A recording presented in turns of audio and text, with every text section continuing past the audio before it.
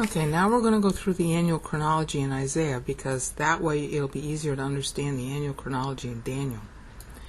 Again, he's starting here at the beginning of the sentence, which is mi mean, who believes, who has believed, right here. That's who has believed in English. The who, when he's saying who, that's me in Hebrew, M-I. That is 712 BC. It might be at the beginning and it might be at the ending of 712. I haven't worked all that out yet. Okay, I'm going to refine that in later videos. And sometimes it works out to be at the beginning of the year, sometimes at the end of the year, and that means that he's making adjustments for beginning and ending of year when he does the syllables. And I haven't worked out all those details, okay? But you're going to see here that he's definitely doing this. Who has believed our report? That's what Isaiah 53:1, how it begins.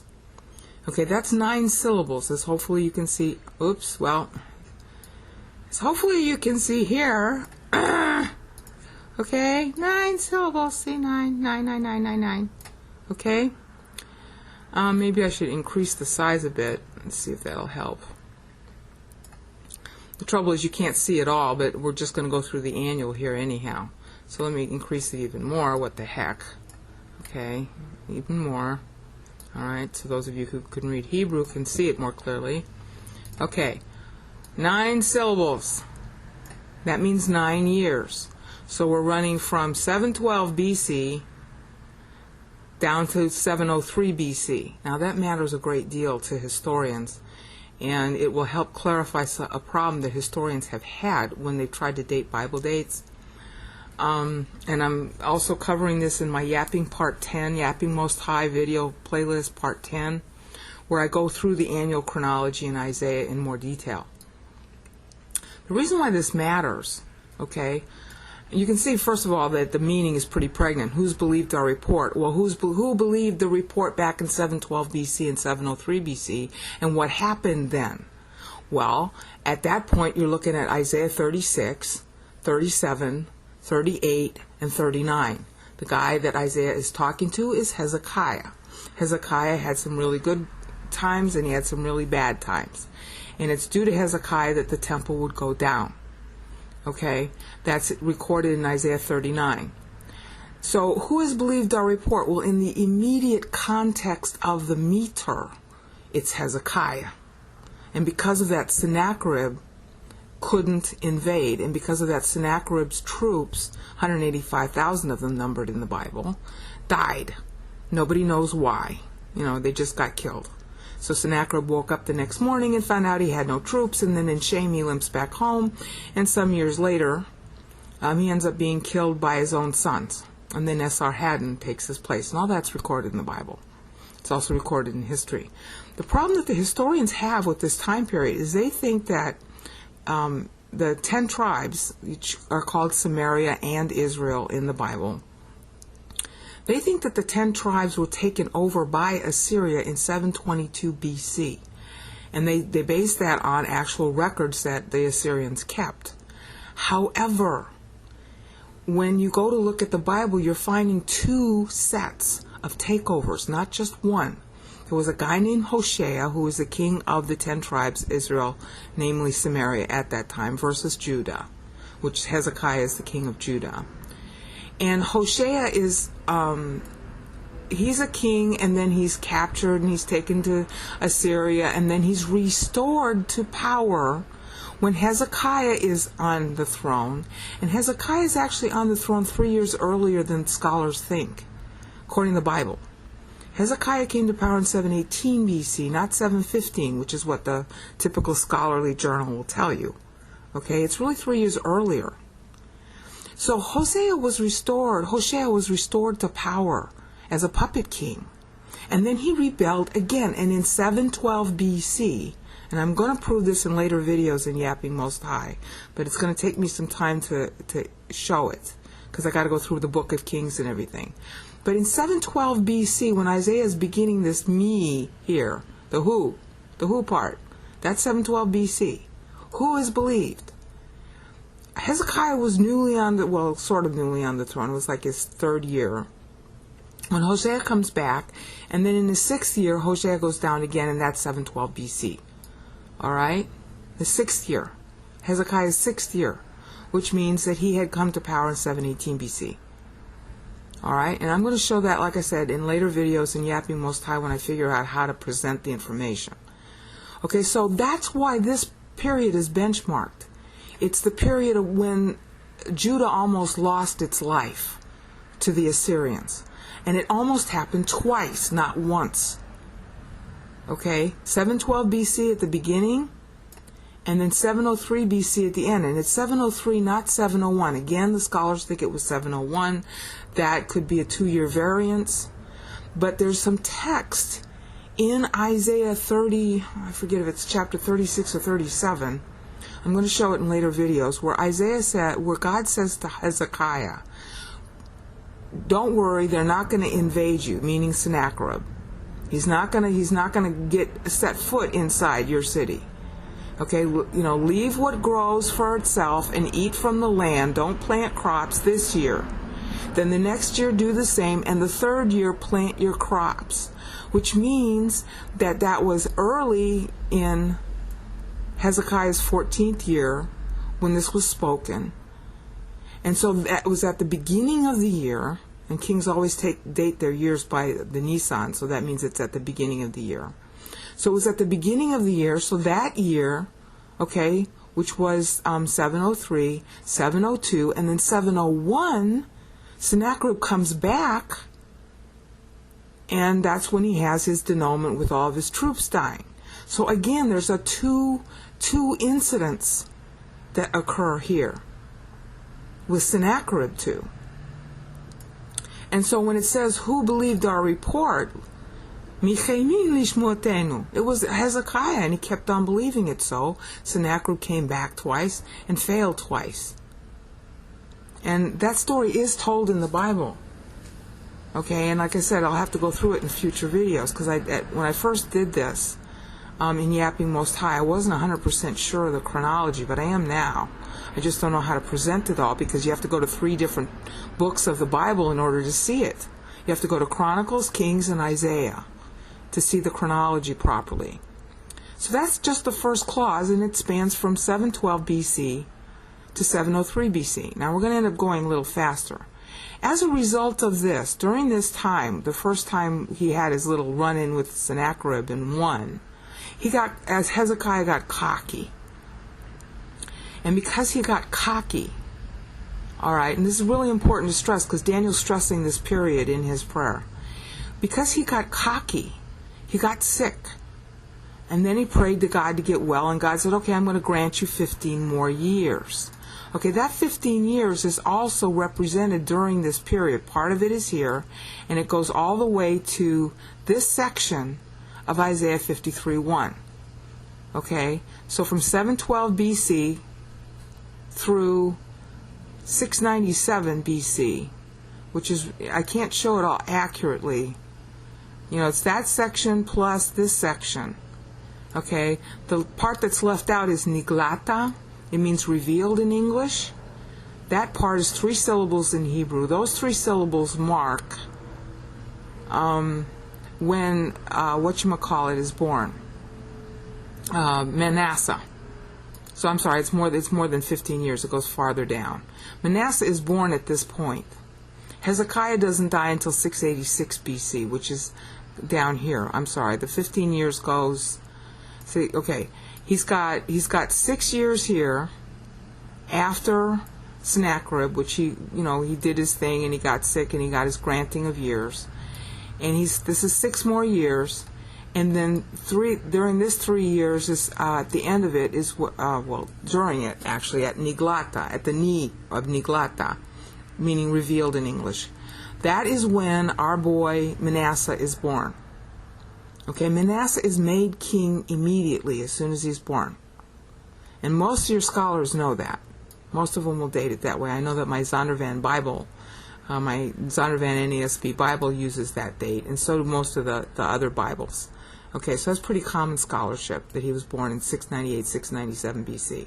Looks like it's more closer to 698, so it was, at the beginning of 697 BC.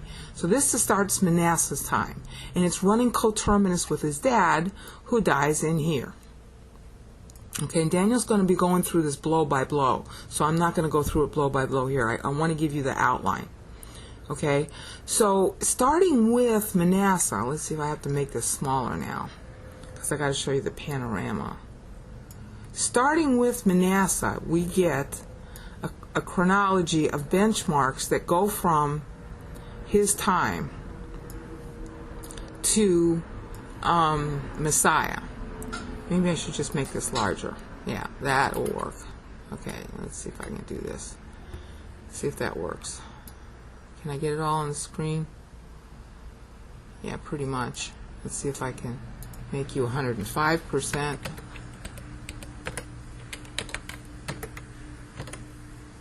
Will that work? Pretty much. No, not quite. Alright, so let's do it at 100. Nothing like a pregnant pause. Alright, and that's not even working, is it? Okay, so we'll do 95%. Is that going to work? Golly. There we go. Okay, great. Hopefully we'll be able to do this. Okay, so understand that this part forward, all the way to pretty much, who's holy? All but the last two syllables of the second clause in Isaiah 53:3 are covering Manasseh. Now let's take a moment to look at the content tie, so you'll understand that the content is referring first of all to Christ, but also to the kings and their behavior. Who has believed our report is right here highlighted in Hebrew. Okay, obviously that's Hezekiah. And then this text here says, to whom revealed the arm of the Lord. At the word revealed, and it's in its order in Hebrew, this is the end of the verse, that is when Manasseh is born. God had granted Hezekiah 15 more years, and Hezekiah didn't have any heirs at that point. So that is why, as soon as Manasseh is born, he's made king. Okay? So Hezekiah goes on living through here.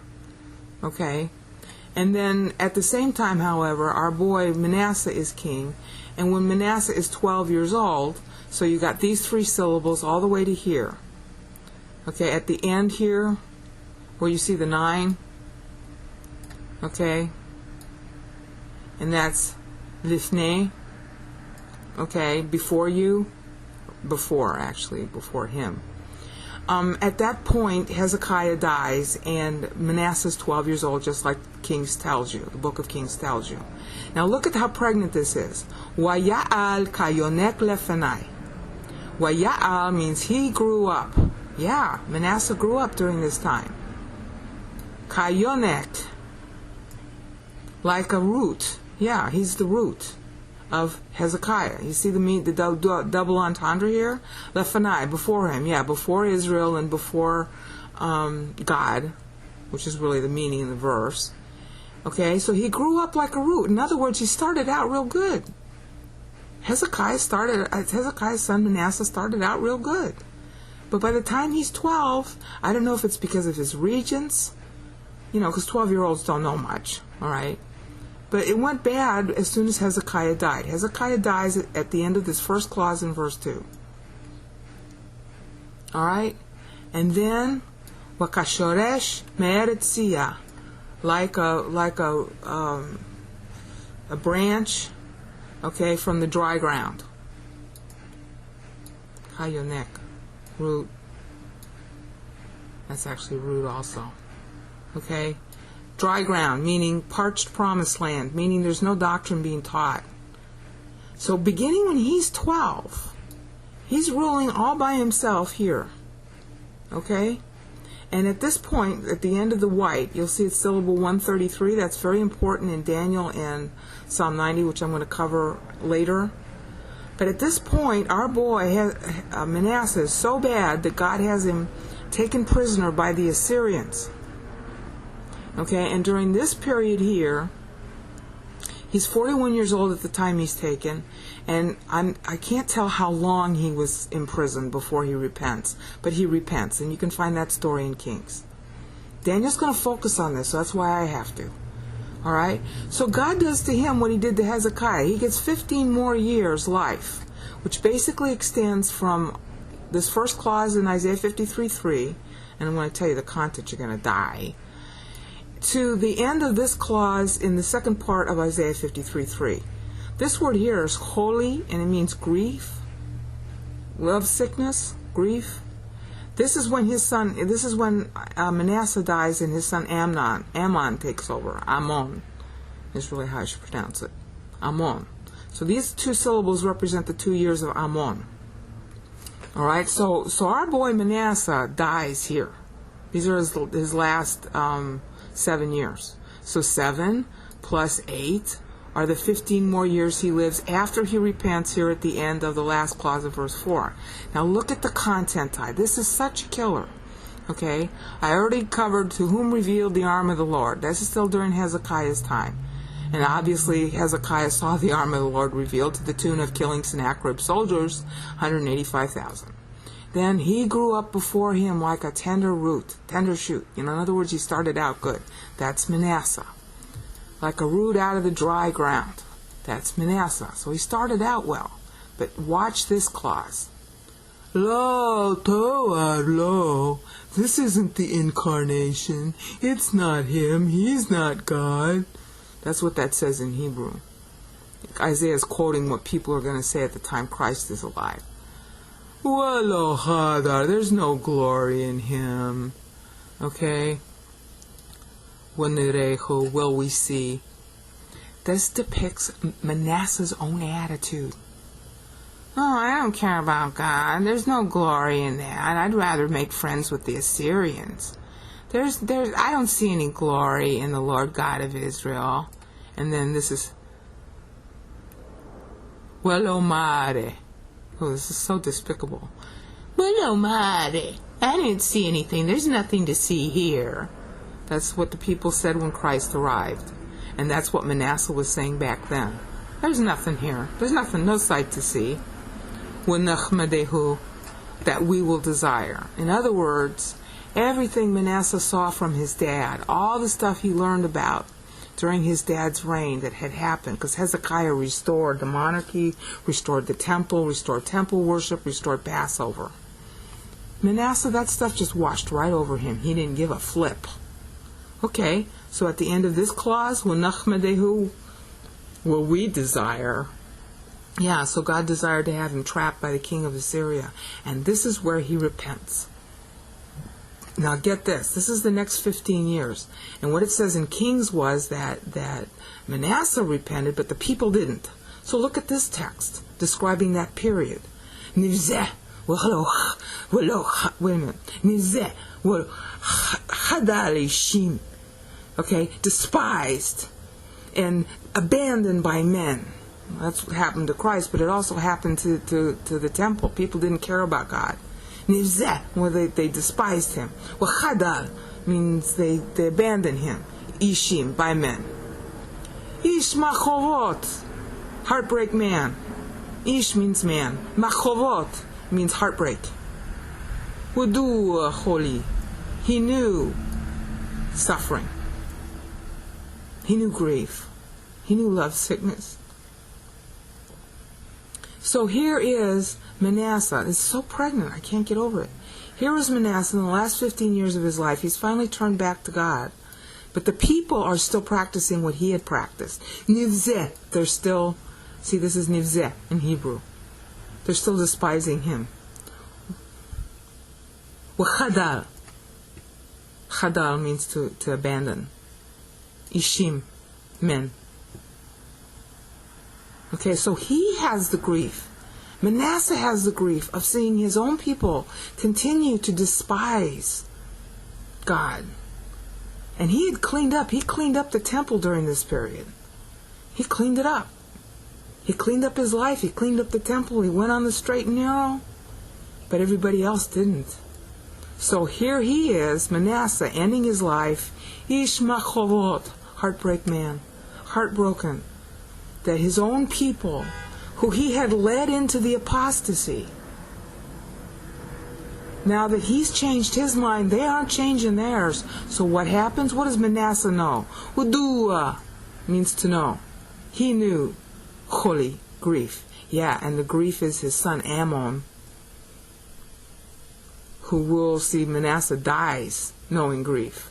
So grief, his son Ammon, rules for 2 years. And the people continued to nivzeh, despise God.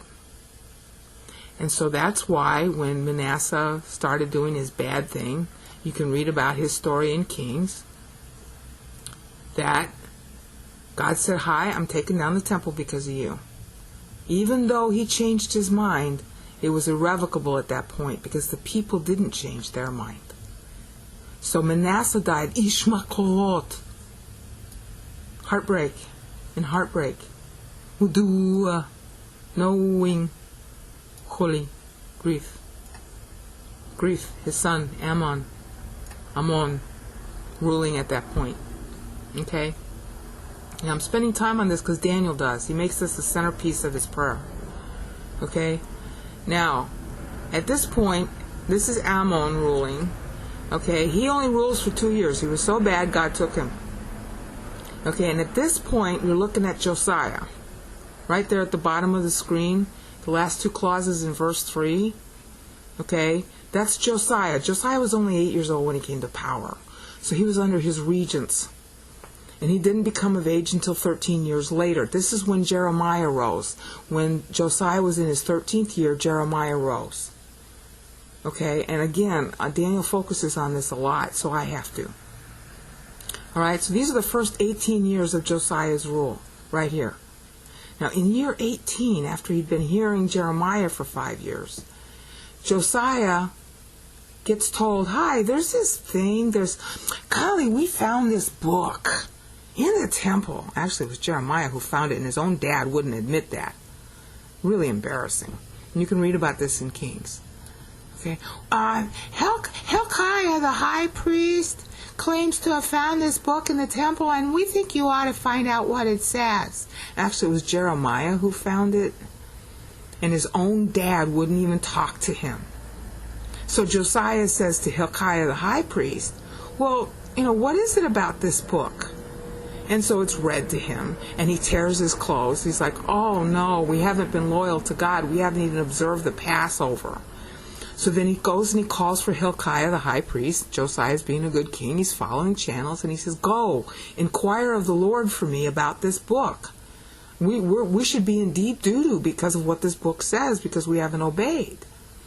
And Hezekiah, instead of going to his own son, who's already appointed a prophet, Jeremiah, he goes to Huldah, the cleaning lady. And you can read about that in Kings. She keeps the wardrobe. She's keeping the dry cleaning for the Levites. That's what she does. And so he goes to her to inquire of her instead of to his own son. And so she says, yeah, you go tell Josiah that because he cared about me, nothing's going to happen during his time. But baby, everybody else, temple's going down. Nobody can stop it. So at this point, right here, in Isaiah 53, starting in verse 4, you have at this first syllable, ach, ach. That's a sigh. That's a, oh my. That's when the Passover was reinstituted by Josiah. It's still his 18th year, which means he came into power late in the year. Okay? He institutes the Passover. So now look at this text. That's what you're celebrating when you celebrate Passover. Truly, our griefs he bore. Nasa means to carry. Hu means he. Choleyenu means our sufferings, our grief. Aken means surely. So, aken, surely. Our griefs, choleyenu, hu, he, nasa, bore. You see how that fits? Isn't this awesome? The first 18 years of Josiah, by contrast, were characterized by the people hating the temple, hating God. Ukmasater panim emenu, we hid our faces from him. In other words, ukmasater, masater, it's a verb and a noun. It means refuge, to take refuge in, as a verb, to take refuge in. Okay? But instead of taking refuge in him, we're taking refuge away from him. Panim means our faces. Mimenu means the our. Away from, mim, right here. This right here, this means mim, means away from. So we took refuge away from him. And of course that's what we'll do when Christ is here also. See how pregnant this is? This is when Josiah is a young kid, between his 8th and his 17th year of life. Alright? And then the last clause in Isaiah 53:3, Nivzeh, despised. Walo chashavnuhu, despised, and we didn't esteem him. Yeah, and we didn't esteem his word then either. But Josiah did. So Josiah institutes the first Passover in decades, in centuries. Okay, so that the book of Kings says there's never been a Passover like it. Aken choleyenu hu nasa. Surely, aken choleyenu, our griefs, hu, he, nasa, bore. That's what Passover commemorates. See how pregnant this is? Unfortunately, it goes all downhill from here. This is the next 8 years of Josiah's reign, and at the end of the syllable, which is sabalam, okay,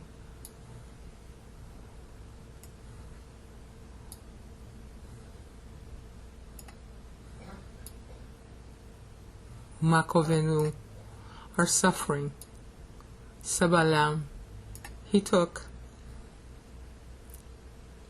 These are the last 8 years of Josiah's reign. Or actually not quite 8. He didn't quite last it that long. This here is running to 6. Wait a minute. 612. Oh, this runs till 612. This runs till 612. So by the time you finish all this, it's 612 BC. And of course, that's when Assyria goes down. Josiah having gone down about, I want to say 4 years earlier, a couple of years earlier. You can look it up how long earlier. So after this, these are all Josiah's sons. And this point right here where you see the big 203 is when the temple goes down. So this is 612 BC at this point. Umakovot. I'm not Umakovot, I'm sorry. Umakovenu Sebalam. Our sufferings. He took. Yeah. And he took our sufferings away by taking Assyria away at the end of that time, which is 612 BC. See how pregnant that is? But it's not so good in the next years. Then you got Josiah's sons reigning, and they weren't any good. What anachnu and us? That's what anachnu means, we, us. And we, the next 4 years, from 612 to 608, and the whole phrase is included, but it's very dramatic, so that's why it parsed it this way. And we, hashavnuhu, and did we esteem him? No. And we esteemed him, nagu, mukeh, stricken, crushed. Mukeh means to crush, crushed. Nagu, stricken. This period here ends at 608 BC.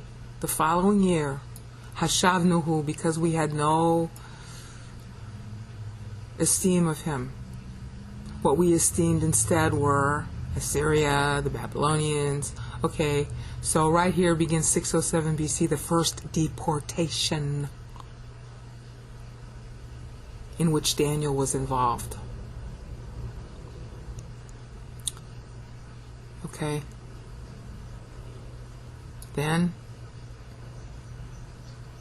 And that's 607 BC at the end here. This is 5 years later. I'm sorry, this isn't 607. Wait a minute, I'm doing this backwards. Let me do it the right way because I get the years mixed up. This here at the end of this verse, which is the end of verse 4, is the temple going down, and the words are God violated, God raped. It really means rape. It's used for Tamar, the same verb here. Ana means to rape. It has other meanings too, but it means to rape. It's also used for Tamar being raped in the Bible. Okay, same word. God raped. Yeah, the temple goes down in 586 BC. So this is 5 years prior to that, which is 592. This is the second deportation in 597.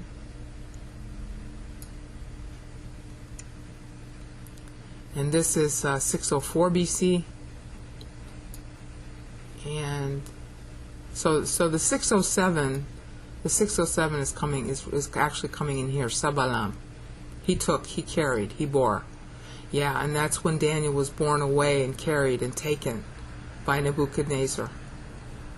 You see how pregnant this is? Isn't it awesome? So the temple goes down here, and this is a syllable that Daniel's going to talk to, Paul's going to talk to, and Isaiah's going to talk to in Psalm 90 and in Isaiah 53. Temple down, right here, 586 BC. Now, if you look at the panoramic picture then, you have here on the right-hand side, all right, you have here when Isaiah's writing. You have here when Isaiah's writing, right here. That's when he begins his chronology. See where I'm moving the 56 around? Okay? That's when he's writing. So that's the 56 years including Manasseh. Let's see if I can do this right. Oops. Alright. So that's when he's writing. And then he's got this other 70 years here. Alright, so that the total, you'll notice, is 126. So he's picking the time to write to Hezekiah so that there will be 126 years from here all the way down to the end of verse 4. Okay, which we saw here. This is temple down. 203rd syllable, temple down, 586 BC. This is what he's tracking. Isn't that awesome? Now the temple is also 126 years short of its time allotment at that time, so that's why in Isaiah, the next 126 years that are in chronological order are benchmarked as another 56 and another 70 to make a point about how the first 126 causes the last 126 here. See where I'm waving it around?